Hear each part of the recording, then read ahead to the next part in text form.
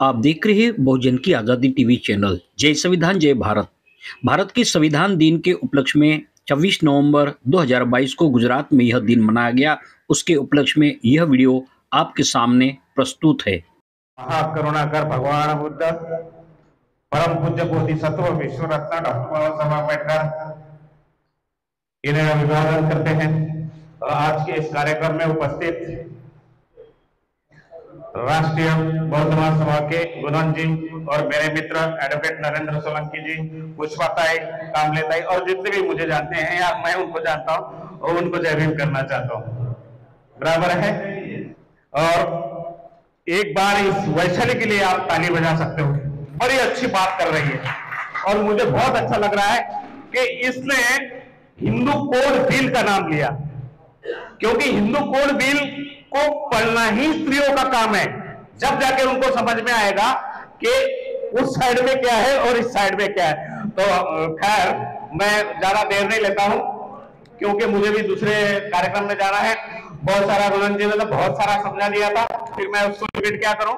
लेकिन संविधान है, संविधान कोई गाय पर लिखने वाला निबंध नहीं है कि संविधान लिखो, गाय पर निबंध लिखने इतना इजी भी नहीं है। संविधान है, कॉन्स्टिट्यूशन है, और उसको उर्दू में आइन भी कहा जाता है। हम उसे संविधान कहते हैं, गुजराती में उसको बंधारण कहते हैं, इंग्लिश में कॉन्स्टिट्यूशन कहते हैं, और ये जो उर्दू में है उसको आइन। मतलब हम लोगों का जीने का जो आईना है वो बाबा साहब ने उसमें स्पष्ट कर दिया है। इतना इजी में नहीं था, क्योंकि जैसे अभी गुरन जी ने हमें बोला था कि स्वतंत्र मिलने वाला था। हमारे यहाँ पे तो हून आए, चक आए, तुर्क आए, पोर्तुगीज आए, उसके बाद में अंग्रेज आए। हमें तो मतलब इन लोगों ने गुलामी रखा था। हमें मतलब ये हिंदुस्तान तो नहीं कहना चाहिए, क्योंकि बाबा साहब ने पहले ही बोला है भारत, दैट इज इंडिया, मेक मारून ठेवली। मराठी समझते तो कुछ, मतलब एक दो भाषा के को बोलूंगा तो मतलब आपके समझ में आ जाएगा। तो ये लोग हिंदू बोलते हैं, हिंदू नाम का शब्द कहीं भी नहीं है। इनके पुराण में आपने देख लिया, इनके मतलब जितने भी पुराण है, 13 पुराण है, 4-5 ये इनके वेद है, ऋग्वेद है, सामवेद है, अथर्ववेद है। ये इन वेदों में भी मतलब हिंदू नाम का शब्द नहीं है। ये हिंदू, इनको हिंदू बनाने दो और उसके बाद में पता चलेगा, सत्यानाश हो जाएगा। क्योंकि हिंदू राष्ट्र जब बनाने जाएंगे ना, इनकी आधी आबादी इनके खिलाफ खड़ी हो जाएगी। आधी आबादी मतलब स्त्री जो है, इनके इन ग्रंथों में लिखा है ढोर गवार शूद्र पशु नारी तारण के अधिकारी। मतलब जिसमें ढोर है, जो जानवर है, और इसमें स्त्रियों पर इतना सारा इन लोगों ने प्रहार किया है। बनाने दो ना, बना के देखो एक बार। लेकिन एक पिक्चर आया था, आपने देखा होगा, मांझी द माउंटेन मैन, उसमें उसका एक डायलॉग था, जब तक तोड़ेंगे नहीं तब तक छोड़ेंगे नहीं। और ये बाबा साहब की औलाद ऐसे है, जब तक इनको भगाएंगे नहीं, इनको यहां से भगाएंगे नहीं, तब तक इनको छोड़ेंगे नहीं। क्योंकि विचारों से इतने स्ट्रांग हो गए हम लोग। बाबा साहब ने हमको इतना सारा विचार दिया है। हम पढ़ लिख के, बाबा साहब ने खाली इतना ही नहीं कहा था कि पढ़ो, उन्होंने ये भी तो कहा था ना कि education is means of right. बोला ना भाई, जो दिएगा वो रहेगा। ये है हमारे सामने मेरे मित्र एडवोकेट नरेंद्र सिंह। सभी इनके पास भी एजुकेशन है, कायदे का ज्ञान है, सब कुछ फंडामेंटल राइट्स जितने भी है वो सब कुछ ये जानते हैं। लेकिन इन्हें भी ये ब्राह्मण, ये तो है ही ना भाई, जो भी गलत काम के लिए सपोर्ट करते हैं वो देखो पर्टिकुलर जाति के होते हैं। आप देखो, ध्यान रखने का कि यहाँ पे जो भी गलत हो रहा है, मतलब इनका भी एक मकसद है कि भारत को हम मतलब इतना सत्यानाश करके रख देंगे इन लोगों का, मनुवादियों का, कि यहाँ पे अच्छा होने नहीं देंगे। अभी देख रहे संविधान के जितने भी इंस्टीट्यूशन है, इन लोगों ने मतलब अपने कब्जे में कर लिए। भाई न्यायालय में भी जितने भी ये आते हैं, सीजेआई, वो भी देखता है, कभी कभी फैसला आ जाता है तो मतलब उनको फेवर में आते, कोई फैसले नहीं आते। एडवोकेट अपने पास में बैठे, ये भी मतलब मेरे पास से सहमत हो गए कि जितने भी आजकल फैसले आ रहे हैं, अभी वो यू ललित है थोड़ा सा मतलब 1-2 फैसले सही दिए हैं। तो मैं थोड़ी सी मतलब 2 या 5 मिनट में आपको संविधान की कहानी, ऐसे तो मतलब बुलंद जी ने हमको बोल ही दिया, और राष्ट्रीय बौद्ध महासभा के जितने भी लोग होते हैं बड़े अभ्यास होते हैं, और उसके साथ साथ में हमें भी करना पड़ेगा।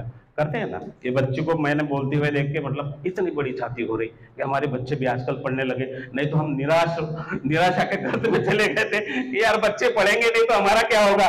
लेकिन हमारी जो धारणा है, इन बच्चों ने क्या सब उल्टी पलटी कर दी, क्योंकि बच्चे इतने पढ़ने लगे।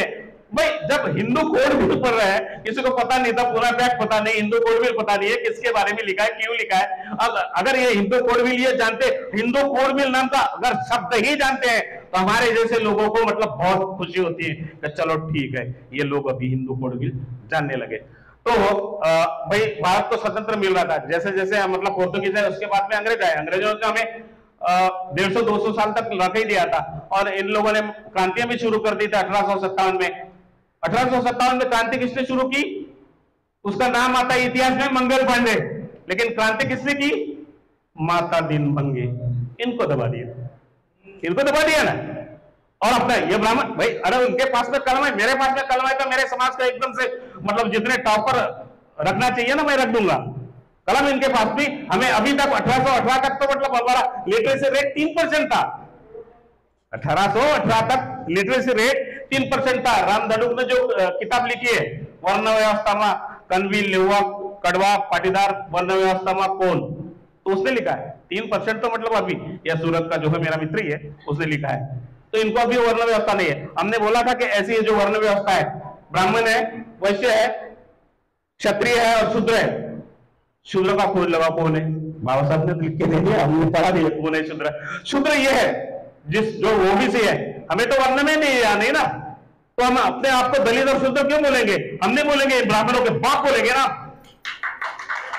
है क्योंकि कोई भी आ जाए कंपटीशन कर ले। अभी हमें मतलब बाबा साहब ने भी इतना सारा ज्ञान देके इनके लायक का इनके बाप के भी लायक बना दिया है। ये तो झूठ बोलते, झूठ मूठ के, और भगवान को इन्होंने झूठा भगवान बना के इन लोगों ने रख दिया ना, पत्थर का। पत्थर की जो मूर्तियां बनाते हैं हमारे लोग बनाते हैं, जिसे ठठेरा बोलते हैं। ठठेरा शेड्यूल कास्ट का होता है, जो भट्ट की जमात में आता है, और वो बनाता, भगवान को जन्म तो वो ही देते हैं, लेकिन फिर इसमें ये क्या करते, प्राण प्रतिष्ठा करते हैं। अभी मेरा बाप मर गया गांव में, मैं उस पंडित के पास में गया था कि मेरा बाप मर गया, बोले फिर तेरी भी करनी पड़ेगी, 10वां करना पड़ेगा। मैंने नहीं, वो कुछ नहीं करूंगा, मेरे बाप को जिंदा कर। तो मूर्ति को सारा जिंदा करता है, तो मेरे बाप को भी नहीं जिंदा कर सकता। फंस गया वो, बोले ऐसा नहीं होता। मैं फिर तेरे मंदिर में कैसे तू प्राण प्रतिष्ठा करता भैया, वो तो बता, या तो मुझे दे दे मंत्र, मैं जाऊंगा, जिसका भी बाप मरेगा, मां मरेगा, उसको मैं जिंदा कर दूंगा, मेरे पास में मंत्र। तो ये सब झूठों के सरदार हैं, इनके कोई बातों में नहीं आना चाहिए। पूजा पाठ तो हमने कब का ही छोड़ दिया भाई। हमें जब 22 प्रतिज्ञा ली है, अभी राजेंद्र पाल गौतम जी की बात आई थी, तो वो पॉलिटिक्स की बातें अपने को नहीं करनी चाहिए, लेकिन हमारे जो राइट्स है वो करने चाहिए भाई। उधर राजेंद्र पाल गौतम जी का क्या होगा वहां पे, और अरविंद केजरीवाल ने क्या किया हो, ये तो काम के लिए वजह। तो ये क्या है, हमारा बाबा साहब का फोटो, आज बाबा साहब ग्लोबल लीडर है, ना कि दलित। दलित शब्द भी कहना क्या है, असंवैधानिक है, इनको भी कहना चाहिए, हमें तो बिल्कुल ही नहीं कहना चाहिए, क्योंकि अपने आप को ही मतलब हम क्यों नीचा समझे भाई। हमें तो बोला ना, मैंने बोला हम ब्राह्मणों के बाप है। ये राहुल हमेशा हर 8 दिन के 8 दिन आप लोगों को जमा करते रहता है। मैं प्राउड करता हूं उस लड़के पर, बड़ा प्राउड है मुझे। ये बच्चे जो भी मतलब हम तो बुढ़े हो गए ना, कलर वाला करके हम भी अब आपके सामने खड़ा होना पड़ता है।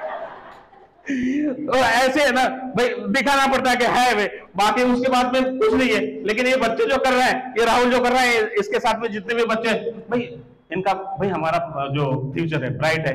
तो मैं अभी 2-5 मिनट बोलूं ये बात, अच्छा क्योंकि फिर थोड़ा लंबा हो जाएगा। जैसे गुरन साहब ने तो हमको बोला ही दिया है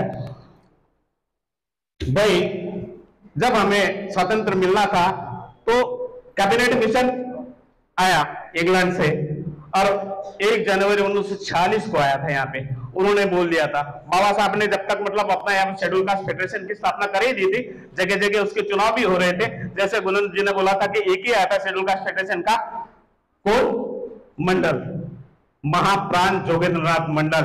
इनके लिए आपको तालियां बजानी पड़ेगी। अगर ये नहीं होते तो संविधान नहीं होता, बाबा साहब नहीं होते, और हम यहाँ पे बैठे नहीं होते। क्योंकि जब तक बाबा साहब का नाम रहेगा, जोगेंद्रनाथ मंडल का भी नाम रहेगा। तो 1946 में आ गए कैबिनेट मिशन, उन्होंने बोल दिया कि हम तुम्हें स्वतंत्रता दे देंगे, अपने अपने मतलब क्या है, आइन बनाना चालू कर दो। तो आइन बनाने के लिए जैसे Nehru and company, Sardar Patel and company, और करपात्री महाराज, और वो श्यामा प्रसाद मुखर्जी, ये सब लोग लग गए। इन्होंने अपना आइन बना के रख भी दिया, 8-10 पेज का लिख दिया होगा, लिख दिए, बोले हमारा तैयार है। बोला तैयार है, कोई बात नहीं, फिर चुनाव करो। फिर उसमें मध्यवर्ती सरकार बना दी 1946 में, सरकार बनाए, उसमें बाबा साहब को भी मिनिस्टर बनाया। जोगनाथ मंडल विधिमंडल के उसमें मतलब अध्यक्ष बन गए। और फिर 1946 में के बाद में जैसे जसोर, खुलना, रंगपुर, फरीदपुर, 24 परगना, नादिया, ये जो भाग है, जो बंगाल का इलाका, उस जमाने में बंगाल था, अभी तो वो पाकिस्तान में गया है, उसकी बहुत मतलब कहानी भी है उसके बाद में। तो यहां से बाबा साहब को जो मुंबई से जीत के आना था, तो जयकर को वहां पे इन्होंने कांग्रेस ने खड़ा कर दिया और जयकर वहां से जीत के आया। बाबा साहब को मतलब आने नहीं दिया। उन्होंने बताते ना, जैसे एक आदमी को, मेन आदमी के सामने 8-10 लोग, अभी भी मतलब वही देख रहे, चुनाव की वही प्रक्रिया है, उनके सामने 8-10 लोगों को वहां पे खड़ा कर दिया। खड़ा करने के बाद में मतलब वहां से आने, फिर बाबा साहब को मतलब पता चला कि ये हमें मतलब संविधान सभा में आने नहीं देंगे। संविधान सभा में आने के लिए इन लोगों ने बोला था कि कौन चाहिए संविधान सभा में जाने के लिए, हमें ये चाहिए, एक तो जनरल चाहिए, दूसरा मुस्लिम चाहिए और सिख चाहिए, और शेड्यूल कास्ट फेडरेशन का कोई भी हमें वहां पे आदमी नहीं चाहिए। शेड्यूल कास्ट फेडरेशन का आदमी नहीं चाहिए। तो बाबा साहब ने सोचा कि भाई मेरे लोगों का क्या होगा, मुझे तो इस आइन सभा में जाना ही पड़ेगा, मुझे तो इस कॉन्स्टिट्यूशन में जाना ही पड़ेगा, तो क्या करूं। बाबा साहब अस्त व्यस्त हो गए कि अगर संविधान बनेगा, संविधान मेरे हाथ में या मेरे मेंबरों के हाथ में आ जाएगा, तो मैं मेरे समाज के लिए कुछ ना कुछ कर पाऊंगा। तो फिर बाबा साहब ने, क्योंकि शेड्यूल कास्ट फेडरेशन के एक ही व्यक्ति जो जोगेंद्रनाथ मंडल आ गए थे बंगाल से चुन के, वो सिर्फ शेड्यूल कास्ट फेडरेशन के एक व्यक्ति आए थे, वहां पे एक व्यक्ति, लेकिन जोगेंद्रनाथ मंडल जी ने 1-2 लोगों को वहां पे जो कांग्रेस के थे, उनका नाम था डॉक्टर भोलानाथ विश्वास और हरण चंद्र बरूरी, इन लोगों को अपने समर्थन में ले लिया। तो जोगन्नाथ मंडल 1 और ये 2, ऐसे 3 हो गए। और वहां पे जीतने के लिए कम से कम 5 लोग चाहिए थे, वहां पे 30 सीटें थी बंगाल में।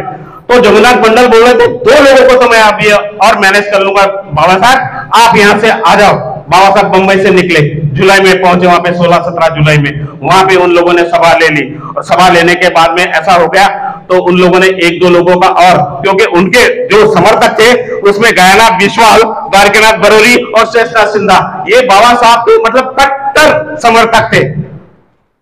हालांकि वो कांग्रेस में थे, लेकिन बाबा साहब को समर्थन करते थे, बाबा साहब के विचारों को वो समर्थन करते थे। बाबा साहब मतलब इसने, जैसे अभी हम है ना, उस वक्त वो उससे क्योंकि पढ़े लिखे बाबा साहब के बिल्कुल समकालीन थे, और बाबा साहब के इतने विद्वान थे, लेकिन बाबा साहब का लोहा जैसे पूरी दुनिया आज मानती है, वो भी लोग मानते थे बाबा साहब को। तो इनको हम सपोर्ट करेंगे, उन लोगों ने बोल दिया। और फिर उसके बाद में इन्होंने 17 जुलाई 1946 को फॉर्म भरा।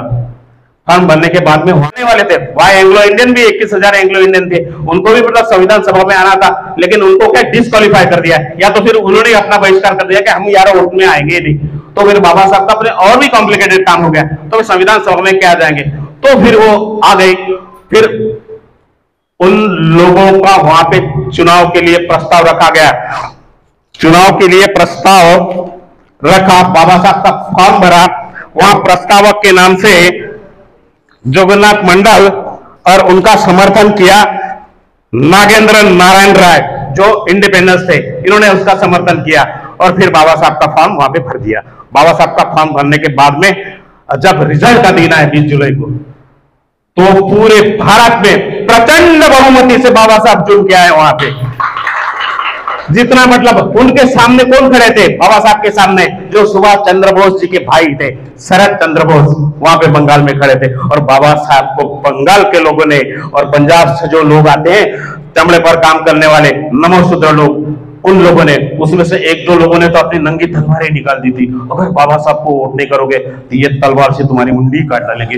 इतने भयंकर लोग थे। उसका नाम था अमृतसर से आया हुआ बुद्ध सिंह। वो बुद्ध सिंह के लिए भी तालियां बजानी पड़ेगी आपको, कि बाबा साहब का इतना कट्टर समर्थक था कि अगर तुमने बाबा साहब को वोट नहीं दिया तो तुम्हारी गर्दन काट दूंगा। यहां तक मतलब बाबा साहब के समर्थन में वहां के लोग आ गए थे। और जब बाबा साहब वहां से चुन के आने के बाद में रंगपुर, फरीदपुर, जयसोर, खुलना, 24 परगना, नादिया, राजना, मतलब ये जो इलाका है, इस इलाके में से, और फिर उनको वोट देने वाले लोगों में से मैंने, मतलब मुझे क्या पता नहीं था, यहाँ पे मुझे बोलना पड़ेगा, लेकिन वो हमारे मराठी में गुरन जी और सोलंकी जी बोलते हैं ना कि भूत न सो सिधुरी सो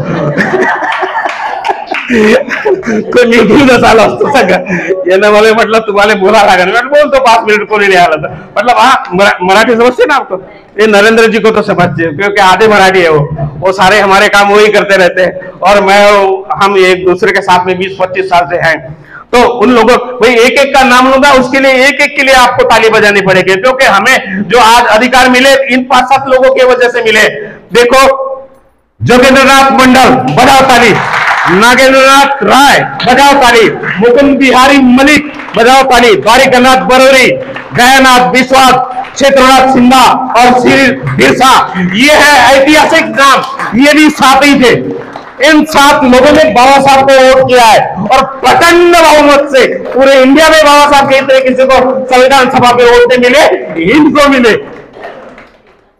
संविधान सभा में बाबा साहब चले गए फिर उसके बाद में इनका षड्यंत्र चालू हो गया कि बाबा साहब संविधान सभा में जाने के बाद में पता नहीं ये क्या कर लेगा क्योंकि जिंदगी भर तो इन लोगों को या बाबा साहब को हमने बहुत सताया और इसके हाथ में अगर कलम आ जाएगी तो हमें पता नहीं यहाँ रहने देगा नहीं रहने तो ये तो भाई खुद षड्यंत्र करते हैं तो उसको ऐसे समझ में आ जाएगा ना लेकिन उसके बाद में समझ में आया कि बाबा साहब पर्टिकुलर किसी जाति का नहीं था पूरे मानव समाज के लिए यहाँ पे पैदा हुए हैं बाबा साहब क्योंकि सबको समान अधिकार दिया उन लोगों ने सबको फंडामेंटल राइट्स दिए एक किसी पर्टिकुलर जाति के लिए नहीं दिया है सबके लिए उन लोगों ने दिया है तो फिर इन्होंने षड्यंत्र किया 15 अगस्त 1947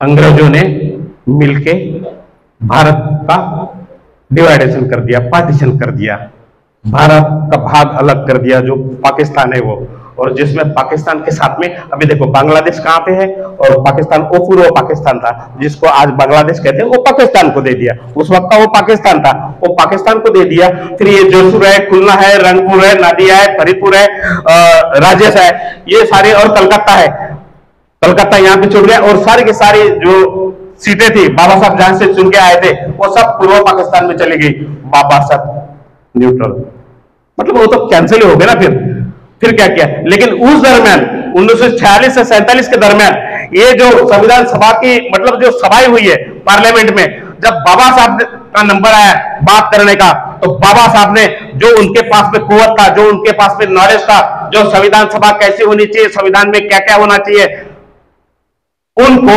1 घंटा 18 मिनट का एक उनका भाषण है उस भाषण में जितने भी कांग्रेसी थे सरदार वल्लभ भाई पटेल और ये जितने भी के.एम. मुंशी वगैरह ये जितने भी थे ना ये इतने चकित हो गए कि यार ये तो हमने हमारे संविधान में लिखा ही नहीं इन्होंने 10-15 पेज का एक संविधान लिखा था उन्होंने पीछे जाके उसको फाड़ के फेंक दिया यार किसी को दिखेगा तो बेइज्जती हो जाएगी ऐसा भी इन लोगों ने किया था क्योंकि हमारा तो तैयार है बोले इनका तैयार था मनुस्मृति इनको कुछ मतलब दिमाग तो है ही नहीं ना ये हमें उल्लू बनाते रहते हैं जो उनके ग्रंथ है ये सारे झूठे हैं और मैंने सब पढ़ा है उसके मेरे घर में शिवलीलामृत पढ़ता था एक जमाने का मैं हिंदू था एक जमाने का मतलब आज से 40 साल पहले का वो शिवलीलामृत यदा यदा ये धर्मस्य ग्लानिर्भवति ये महाभारत होता है ना और फिर कर्मण्यवादी करसु महाफुलेषु कदाचन मतलब काम करते रहे तेरे को फल मिले न मिले मतलब साला मजूर जाएगा उधर काम करने के लिए उसके घर में उसकी बीवी बच्चे होंगे पूरी मजूरी नहीं मिलेगी तो वो क्या करेगा बोले काम तो कर लिया ना अब उसकी मजूरी की चिंता मत कर कभी ना कभी तेरे को 1-2 साल में मिल ही जाएगी ऐसा होता है क्या ये फालतू के भारत बातें यार इन लोगों के मतलब इस ऐसे लिखा है और हमारा दिमाग गुमराह कर दिया इन लोगों ने अभी बच्चे पढ़ रहे हैं ना मैंने इस बच्चे को देखा पढ़ रहा है मैं बड़ा मतलब अभिभूत हो गया उस बच्चे को मतलब देखते हुए कि यार बच्चे और हिंदू कोड भी पॉसिबल ही नहीं आमच्या पोट्याला तर निबंध माहित नाही भाई गाय पे निबंध लिखो तो बोलो तो गाय को तो कान दो हाथ चापा होते और इतने नहीं होते लेकिन नहीं फिर उसके बाद में इन लोगों ने वो दे दिया फिर इन लोगों ने बाबा साहब का जो लेक्चर सुना था या सही में जो लुईस माउंटबेटन उन्होंने भी बोला था कि विद्वान जो है पूरे वर्ल्ड में एक ही है और वो है इंडिया में वो है डॉक्टर बाबा साहब आंबेडकर वही लिखेंगे फिर वहां आने के बाद में सरदार पटेल ने यहां पर मुंबई से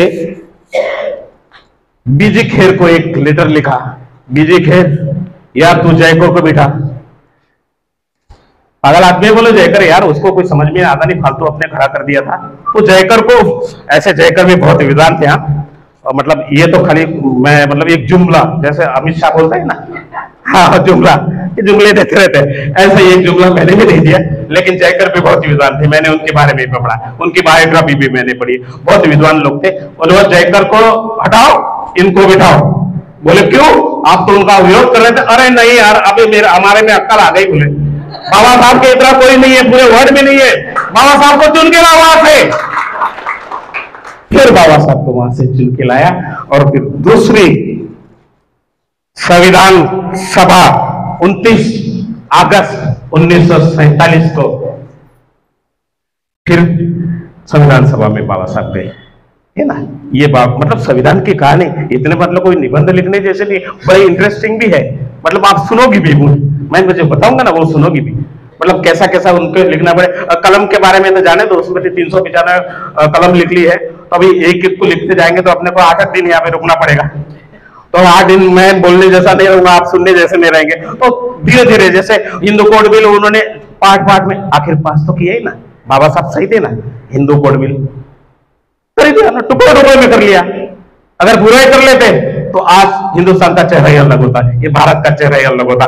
तो इन लोगों को दूसरी जो संविधान सभा हुई 29 अगस्त 1947 में, सरदार पटेल ने बीजी खेर को खत लिखा कि बीजी खेर, आप बाबा साहब को वहां से चुन के लाओ, बहुत जरूरी है, क्योंकि उनके सिवा भी संविधान कोई नहीं लिख सकता।